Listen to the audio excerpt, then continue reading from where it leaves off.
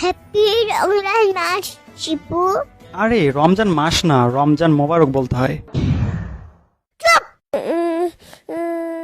এবার সবগুলো রোজা করব আচ্ছা আচ্ছা, তাই নাকি? ইনশাল্লাহ। আচ্ছা, টোটাল কয়টা রোজা বলো তো? যারা রোজা রাখে না তাদেরকে জিজ্ঞাসা করো, আমার কাছে তো এটা পানির মতো সোজা। আচ্ছা তুমিই বলো দেখি। 60টা। এইটা কেমনে সম্ভব?